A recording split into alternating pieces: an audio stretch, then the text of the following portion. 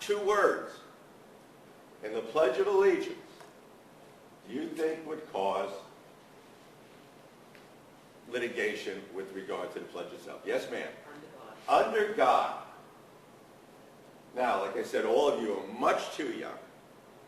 But in the Eisenhower years, the pledge did not contain those two words, under God. So I pledge allegiance to the United States of America and to the republic for which it stands, one nation, with liberty and justice for all. No under God. Around 1955, give or take, they added under God. It's challenged recently in California. Father was an atheist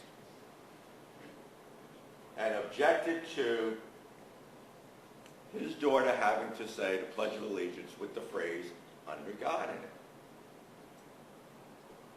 And it goes to the federal courts in California.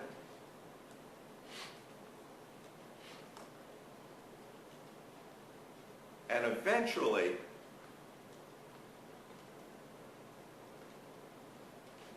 the federal court in California, which is the Ninth Circuit, by the way, says that the words under God is unconstitutional to have in the Pledge of Allegiance.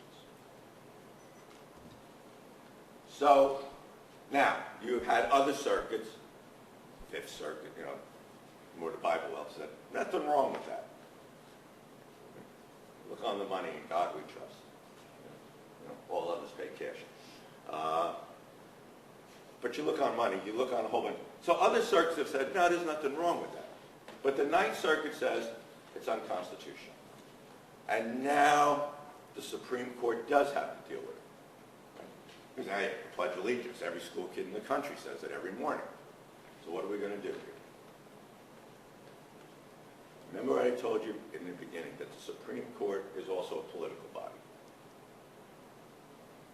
And they found a way to duck it.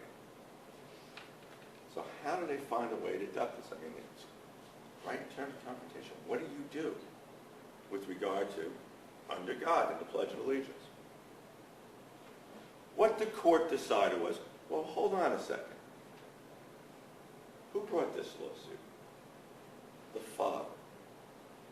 And under California law, only the parent who the child lives with